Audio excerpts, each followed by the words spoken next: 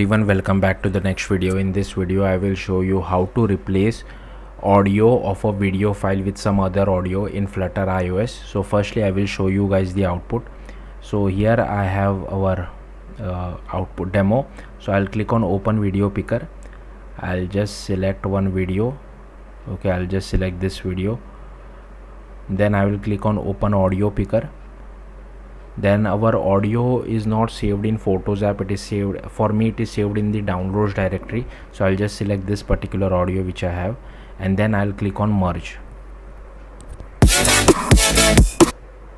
So as you can see, like I have just muted the audio, but because it's too loud, but yeah, the audio was merged, trust me on that. And if I want, I can just click on save as well. So the video file is saved, and if I click on open video picker, here you can see this file was saved. So yeah, let's see how to do this. So firstly, what you will have to do is go to your Flutter project and you will have to refactor your homepage widget. So I have created it as stateful widget. Then I have created a method channel called video picker platform. Then I have created one text button. On click of it, we are invoking this pick video method which I have defined it on native iOS side. Then another text button for picking audio, one text button for merging both of them, and one text button for saving the video.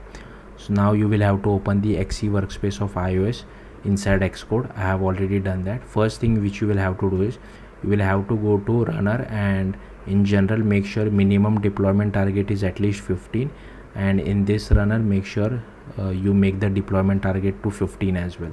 Then inside info.plist I have added this photo library usage description permission. Then inside app delegate, firstly I have imported photos UI and AV kit, and here we have extended PH picker view controller delegate as well as UI document picker delegate. Then I have created one result, one controller, one final URL which will help us to save the file, and one video URL variable and audio URL variable which gets updated whenever you pick up video and audio. And here I have created our AV player view controller. Then we are initializing our controller. Then here I have created our Flutter method channel. So we have passed the same name which we have defined it on the Flutter side. Then once pick video is called, we call request authorization method. So I will show you that method first. So this is the method. So basically we are asking for the Photos app permission. Once the permission is given, so if you come back to the code, once the permission is given, we call this pick video method. And if you see pick video, we basically do filter by video, selection limit is 1. Then we do PH picker configuration, and then we launch our PH picker view controller. Now given that we are extending the delegate, so this particular method gets called. This is a completion handler which I have created, which I will come back to in a bit.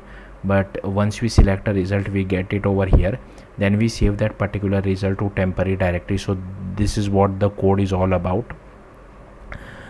In case if there is any error, so we call our completion handler, as you can see, and pass that particular error. But if the file is saved properly, then we pass the destination URL. So basically that's how we call our completion handler.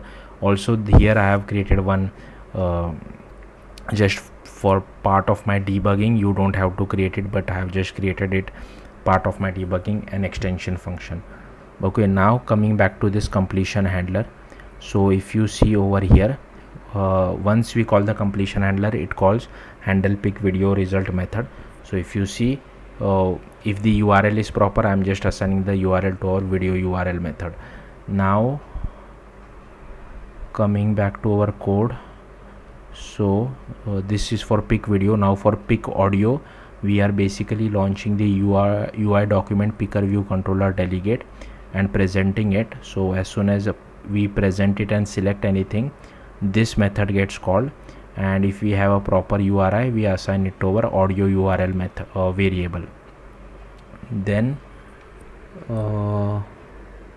when you call merge method, we are basically calling this replace audio method, which I will come back to in a bit.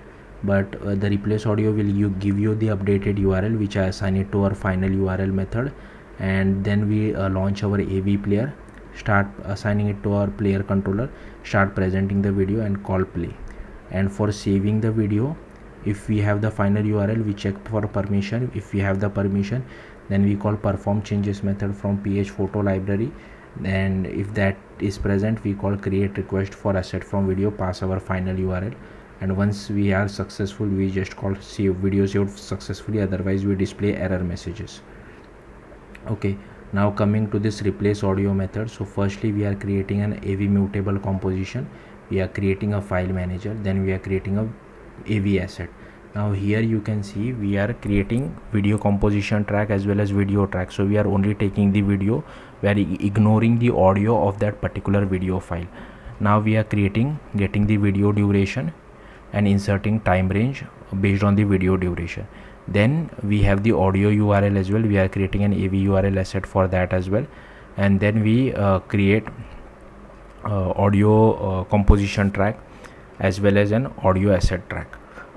Then now it depends on you. Suppose if your audio file length is 30 second and video file length is 20 second, but if you choose to, if you want your then if your audio file length is 30 second, video file length is 20 seconds, and then if you want your video to be also 30 second, then instead of passing video duration over here, you can pass audio duration, something like this.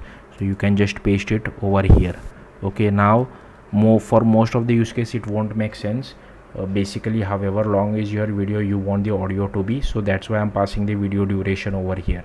But again, what if the audio is less than the video? That's why in that particular case you can compare your video duration with your audio duration before writing this particular code. Then you can make whatever is your use case, depending on that you can insert whatever duration you want. Okay, then we create our export path, our export URL. If file already exists, we delete it. Then we create an export session, assign our export URL to output URL. Output file type is MP4, should optimize for network use is true, and then we just export it and assign it to our final URL.